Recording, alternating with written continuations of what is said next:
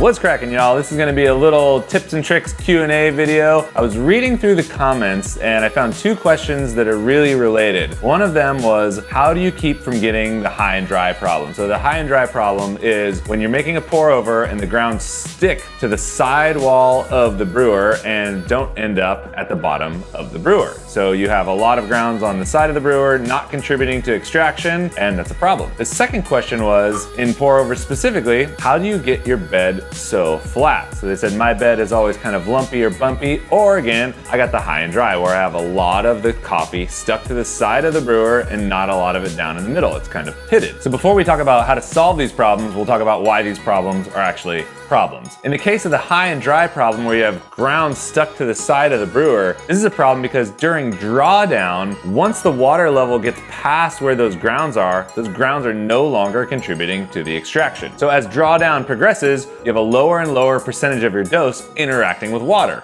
This is less than ideal. In the case of an uneven bed, maybe it's pitted, maybe it's a little murky, this is bad because it's indicative of uneven extraction. The more even and flat our end coffee bed is, the more we can assume that we got a really even extraction and all of the coffee particles in there were contributing equally to the finished product. So there's a few things that we can employ to solve these problems. The first one is to pour in stages. Instead of filling up the pour over brewer all the way and then letting it drain, we're gonna add the water in smaller stages. So we're gonna add a little bit of water up to a certain level, let that drain, add more water up to the same level again, let that drain, and then repeat that process throughout the brewing cycle. By keeping the overall slurry level relatively low, we're drastically reducing the chance that we're gonna have that high and dry effect. The second thing you can do is when you're pouring, make sure you're getting even coverage. The easiest way to do this is to watch for color change. As you pour water onto the coffee bed will get progressively lighter. So you always wanna aim for the darkest spot on the coffee bed. I'll generally pour in circles, starting in the center, spiraling out towards the side of the brewer and back into the middle again, paying really close attention to that color change. A pour over kettle, even one with a really nice spout, isn't really the most efficient way to brew coffee. What we really want to try to do is emulate what batch brewers do with their shower heads. If we imagine a batch brewer with no shower head and just one single stream of water pumping through the ground coffee, it's easy to see why this could lead to uneven extraction. So even though we use a kettle for pour overs, thinking about getting that even coverage and trying to mimic what a batch brewer does will give us more even extraction. Now, while the even extraction is really what we're after, a good indicator of even extraction is going to be a nice level coffee bed. The third thing you can do is to implement a really controlled stir when you're finished pouring your final stage of water. Once you've finished pouring all the water that you're going to use, take a spoon and gently go around the world at the top of the brewer. And what this does is it knocks off any of those grounds that are on the sidewall and brings them down into the center of the brewer for your drawdown. We utilize this technique in the Clever Brewing tutorial also for the same reason. It dislodges that coffee off the side of the basket and brings it all to the bottom so that during drawdown, all of the grounds are contributing to extraction. Now, if you stir, you want to do it just around the top and you want to do it really gently. We don't want to dive in and agitate the slurry because that's going to cause all kinds of problems for us. One more note on that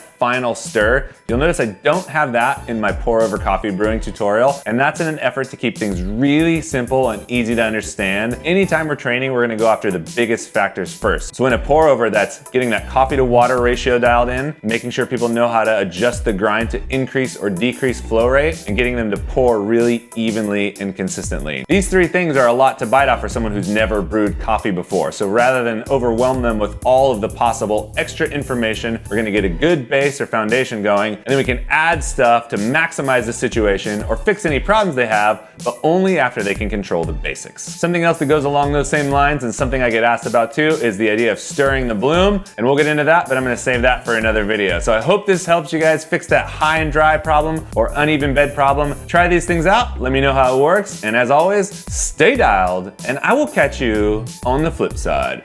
Peace!